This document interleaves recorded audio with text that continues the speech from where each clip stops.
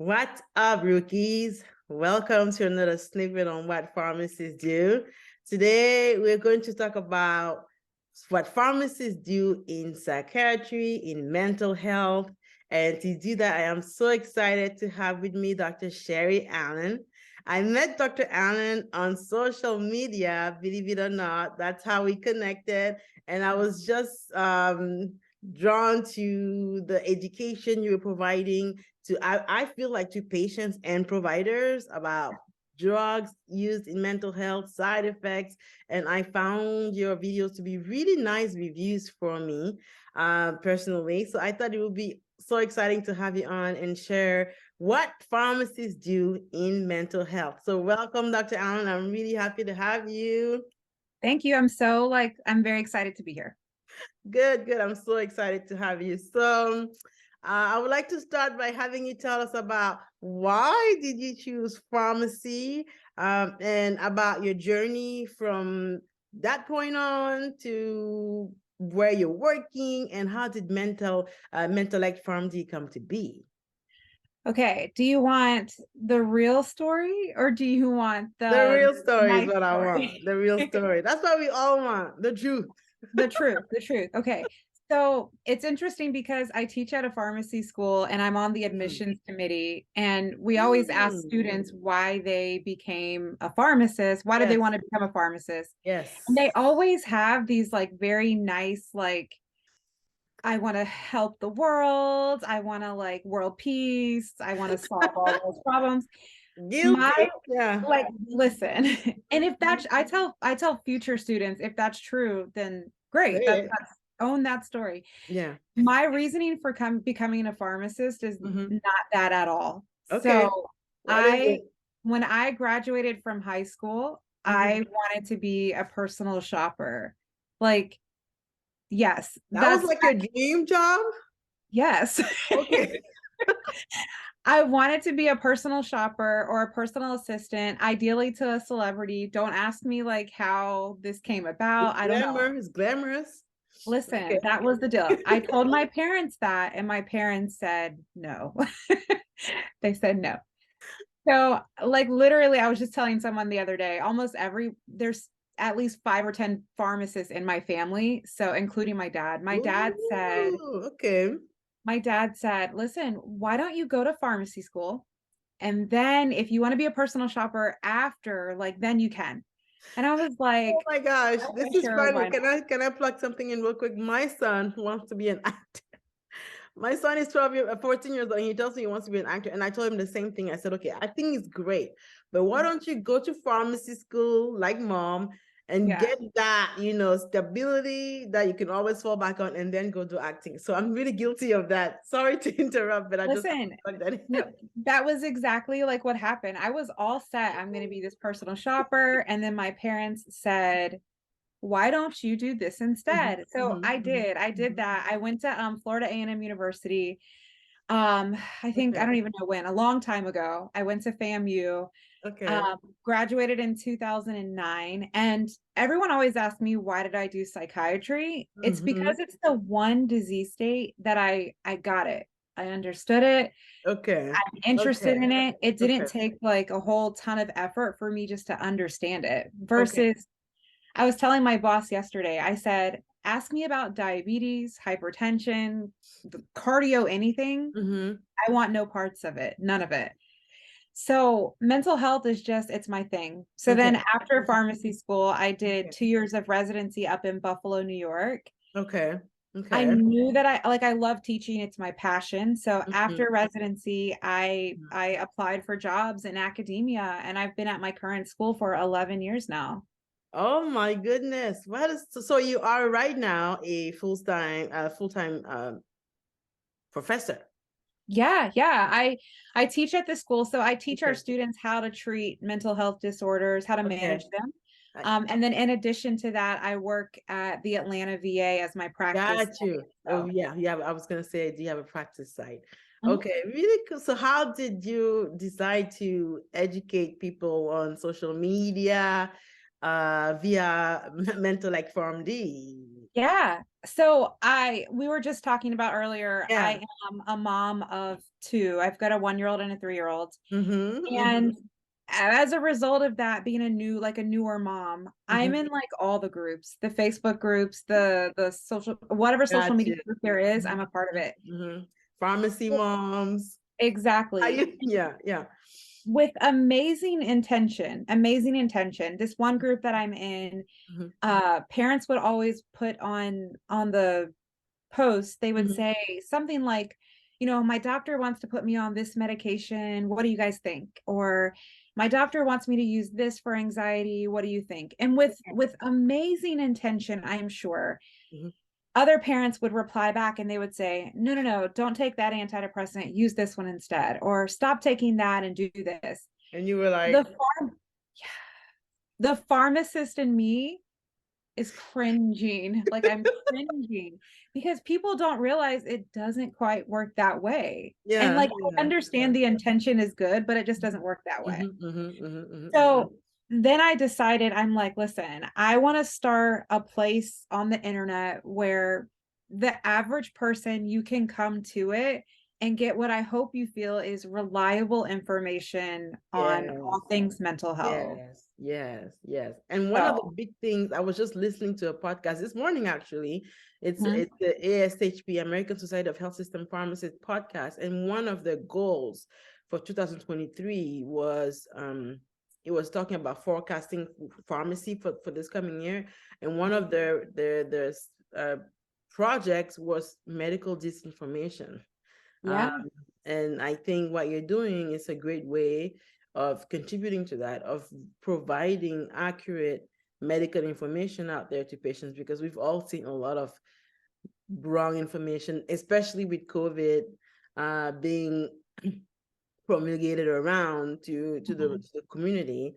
And mhm. I can totally feel you seeing this in these mom groups and being like, oh no, you're not just gonna take this instead of that, or you're not gonna stop taking this Yeah. because of that. So that is a really, really interesting story. And I'm really happy you're doing it, because you posted something on long Mhm. acting injectable antipsychotics, and that's something that we received once in a while in the hospital, and it was like a really cool review for me, and I was just like, oh, so who do you think? Yeah, go ahead, sorry. That's the thing that I have to remind myself like all the time too is I Mhm. talk my husband and I go back and forth just about stuff that I'm posting. Yeah, And I tell him, I'm like, "Oh, it's not that big of a deal. Like, I don't even know if anybody really cares about girl, this stuff." And it that's what's is. like coming I'm having to remind myself It daily that is. what might be common to me Mhm. because I deal with this every single day It's is not common for sometimes even like the for average me. pharmacist. For Yeah. me, like you just mentioned, ask me about diabetes. Ask me about. You can ask me anything about diabetes. I'll be down to tell you about it. But don't Yeah. ask me about psych. We have a doctor that always calls the clinical office with her questions, and Yeah. she's the psychiatric on the unit. And every time we see Dr. Ahmed on the caller ID, we're like, oh my gosh, there goes Dr. Ahmed with her questions that we're not gonna know the answer to.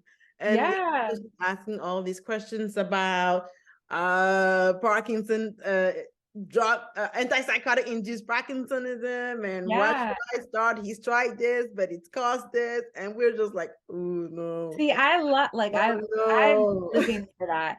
My coworkers, so my colleagues at the school, all of Yeah. everybody has their specialties. Mhm. I get it. I Monday through Friday, I get a text message at least once or twice a day from one of my coworkers saying, "Hey, we have this patient in our clinic. What should we do? We have this Yes. patient. What should we Yes. do?" Yes. But it's good because when I get someone in my clinic that has uncontrolled diabetes or that's on some like news, something that I have no idea about, I can easily text one of my coworkers and Yeah. say, Yeah. "Tell me about this drug. I have no idea." So it works out. Yeah. That's why it's healthcare is a teamwork, and it's really nice to have people, to know people and have people with particular expertises that we can reach out to. And you are from now on our mental health pharmacist.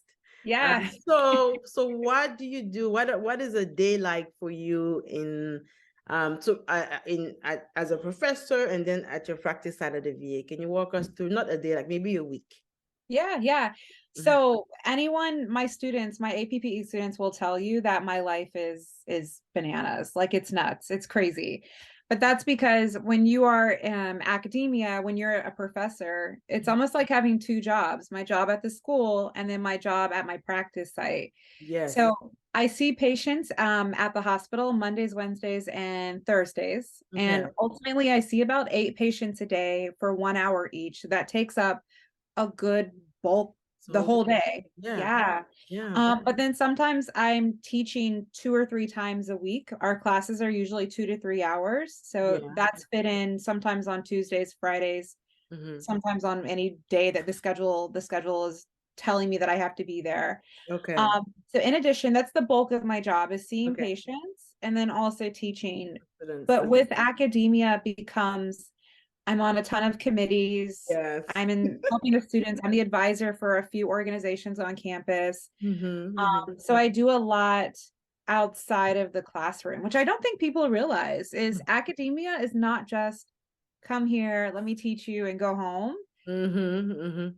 Academia is technically there's a teaching component. Service is what we do at the site or what we do on committees. Hmm. And then there's scholarship. So I've got to somehow make time to do some Oh research. my A gosh. lot. And then I've got these 2 kids running around. So I It try to is be like, bananas. I Oh. try to be the mom. Like I want to be present in my kids' life. So I try to show up to like their school things and do all the things. So Gotcha. So what do you mhm. have to say to people who say pharmacists only count pills? You know what? I can't, this is why I can't blame you for saying that, even though it's not true. This is why I can't even fault people for saying that. Yeah, yeah. I think the most accessible pharmacists are community pharmacists. That's A what, lot of times when people find out what I do, they're like, oh, where do we find you? Like, I didn't even know that existed. yeah. You can't find me because I'm in a hospital An system, not institution, open to yeah. the Mhm, general mhm, public. mhm, Yeah. mhm, mhm, mhm. But I think if we really took a step back, you could realize there's a lot of things about people's jobs that we don't recognize. Like Absolutely. That's true. my I never my thought. husband works he works in logistics and he Okay, used to work for a company where they deliver like they make sure people get their milk and their dairy products okay, on time or something. okay, He would okay. hate the way I'm explaining this. So because he's like you make me sound like I'm a milkman and I'm like I mean Okay, you but do to your deliver point, milk. you're making a good point. It helps us, see the perspective Yeah. of That's non-pharmacists. that's the thing. So Mhm, mhm. he to when on the outside looking in, I'm like, okay, all you're doing is delivering milk. It's not that difficult. Like just say like, hey, deliver it over here. The end. But it's But not since that. yeah, it is not that simple. So since I've obviously been married to him and I get to see some of the things that his job really entails, that it is more than just, hey, go to this store, drop it off, come home. Mhm, But mhm. I think people, it's the same thing with pharmacy. I think people don't realize all of the other things that go on in our community pharmacies. All you see is what happens when you are looking at them over the counter. Yeah, There's way more yeah. to it. Great point. Great point. Mhm.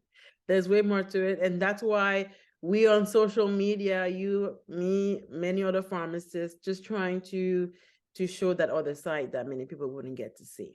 Yes. Yeah. Yes. Okay. So what advice would you give to pharmacists, new practitioners, residents, aspiring pharmacists who want to pursue a career in mental health, in psychiatry, in academia?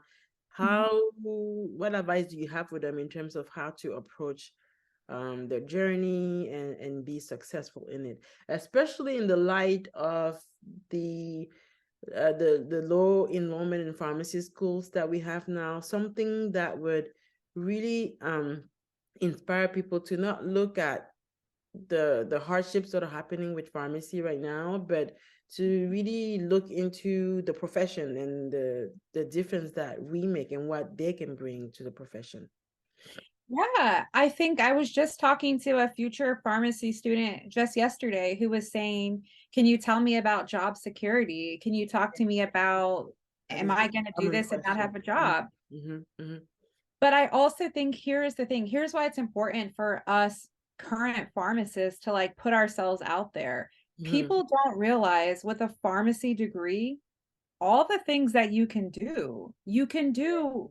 One of Yeah. my students the other day was just telling me about a career in pharmacy IT, which I didn't even know that was a thing, Mm-hmm. but Mm-hmm. apparently it is a thing. Yeah, it is. It is. So there's informatics, there's IT. At our school, we offer a dual degree. We do an MBA and a public health degree. Mm-hmm. I Mm-hmm. think for people that are like, I don't know if I want to get into pharmacy because of just all the stuff that's going on, Yeah. realize that while I do think the bulk of our students go to do a community pharmacy route, Mm-hmm. Mm-hmm. there's 1,000+ things that you can do with this Yeah. degree. Yeah.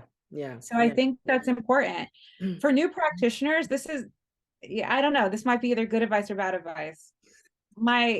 I think that the reason why I've been afforded so many opportunities in my career is because when I initially finished residency, got into my career, I said yes to like everything. Like people would ask me, they would say, "Hey, can you come speak at Yes. this thing?" Sure. Yes. Yes. They would say, Yes. "Can you come speak at our Yes. organization? Can you come teach this class? Can you do this?" I would say, Yes. yes. Like, yeah, Yes. yeah, Yes. sure. Yes. Yes. Even though not every single opportunity was always about specific to mental health, I Mm. always said yes to most things. Yes. But that opened up so many doors for me. I met so many people. I got to network with people that I never would have. I've gotten so many opportunities that I would not have. And now that I've said yes so many times and I've built and established myself, now I can say no. I can be Choose. more selective Yeah. Yeah. and just Yeah. choose opportunities that Yes. will benefit me more. Yes, yes. I Mhm. give so many people the same advice, and I've done the same thing. Saying Mhm. yes, it not only does what you said, opens doors, gives you opportunities, allows you to meet people, but it also allows you to figure out what you really don't like. Yes. And Yeah. it did that for me, and it helps direct you, and it helps. Uh, I tell our pharmacy students when they're choosing their APPEs, a lot of them have this like they're like, I know that I don't want to do psych, I don't want to do peds, I don't want to do oncology. And I'm like, listen, yeah. APPEs is the time to go choose one so that way you can go on that rotation and solidify that, yeah, maybe you don't like that. Or Hmm. maybe you're going to be surprised and Yeah. realize you do. Like you gotta Absolutely. like take different opportunities, I think. Yeah, and that's why they have electives with APPEs. Yeah, There are yeah, core rotations that you have to do, of course, but then with the electives, play around with them and see if there's anything out there that you might be interested in that you just haven't realized yet. exactly, Yeah, exactly. yeah, Mhm. yeah. So say yes, Yes. get out there, get involved, and say yes to opportunities that are presented to you. And that takes, in my opinion, it takes a lot of drive, because many people, if you have that mindset of, I'm going to go to school and get my degree and get a job and make money, Mhm. then you'll just, when you get to that point, when you get your license and and you start working, and you Mhm. just want to go to work and go back home, which is okay.